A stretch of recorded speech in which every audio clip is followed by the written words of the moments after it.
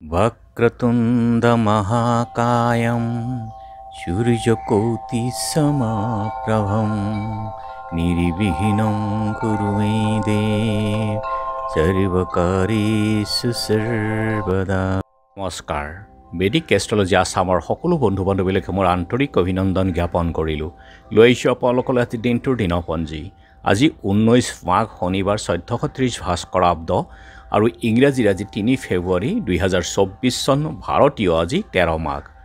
আৰু আজি সূৰ্যোদয় প্ৰাতঃঘণ্টা 6:11:23 সূৰ্যাস্ত সন্ধ্যা 5:02:51 আৰু আজি তিথি হ'ল কৃষ্ণ অষ্টমী তিথি, দিনৰ 12:21:01 আৰু আজি ব্ৰহ্মমুহূৰ্ত ঠিক সূৰ্যোদয় 48 পূৰ্বৰ সময়খিনি ব্ৰহ্মমুহূৰ্তৰ সময়, যোগ সাধনা জপ তপ আদিৰ কাৰণে অতি উত্তম সময়।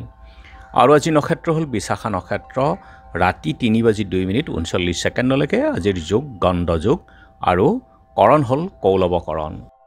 গণ্ডযোগ অৰ্থাৎ বাধা। আজিৰ জন্মকালীন জাতক তেওঁৰ জীৱনত যথেষ্ট বাধাৰ সন্মুখীন হ'বলগীয়া হয়। যিকোনো কামতে তেওঁক সফলতা পাবলৈ যথেষ্ট কষ্ট কৰিবলগীয়া হয় আৰু এৰাই চলক সকলো শুভ কাৰ্যৰ ক্ষেত্ৰত এই গণ। এতিয়া চাওঁ হওক আজিৰ গ্ৰহগণৰ অৱস্থান।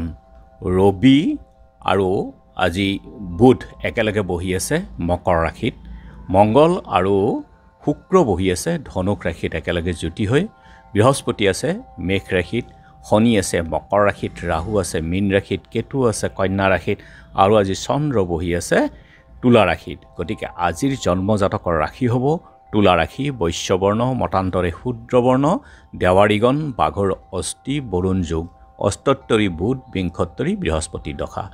ৰাতি 8:45:42 বৃশ্চিক ৰাশি হ'ব আৰু বিপ্ৰবৰ্ণ, ৰাতি 3:02:39 দেৱগণ, হৰিণৰ অস্থি, অস্তোত্তৰী আৰু বিংশোত্তৰী শনি দশা আহিব।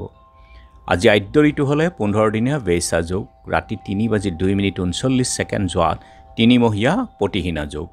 মৰণত দোষ আজি ত্ৰিপদ, ৰাতি 3:02:39 এপদ লাগিব।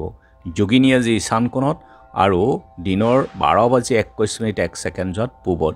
যাত্ৰা আজি নাই, তীৰ্থাদি দোষ আছে। 12:21:01 শুভ সিদ্ধি যোগ।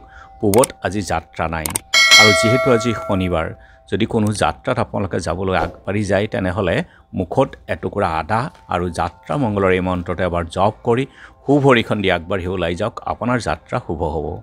আৰু আজি শুভ কৰ্ম গৰ্ভধান, আৰোগ্য স্নান। খাদ্যত আজি নাৰিকল আৰু 12:21:01 লাও খোৱা নিষেধ। আজিৰ কালবেলাৰ সময় হ'ল 7:23:40 ৰাতিপুৱাৰ ভাগত আৰু 3:54:10 পৰা 5:08:30 গধূলি সময়ত আছে। আজিৰ কাল ৰাত্ৰিৰ সময় হ'ল 4:24:25 পৰা 6:04:38 গতিকে এৰাই চলক এই কালবেলা আৰু কাল ৰাত্ৰিৰ সময়খিনি যিকোনো শুভ কাৰ্যৰ ক্ষেত্ৰতেই। আৰু আজিৰ অমৃত যুগ হ'ল 9:45 পৰা 11:46 ৰাতি 7:50 পৰা 10:24 আৰু 12:03 পৰা 1:45 2:35 পৰা 4:16 গতিকে সকলো মাংগলিক কাৰ্য শুভ কাৰ্যৰ ক্ষেত্ৰত এই অমৃত যুগ অতি শুভ হয়। আৰু আজি অষ্টমীৰ একদিষ্ট সন্দীপন, নৱমীৰো একদিষ্ট সন্দীপন, মাংসাষ্টকা শ্ৰাদ্ধম।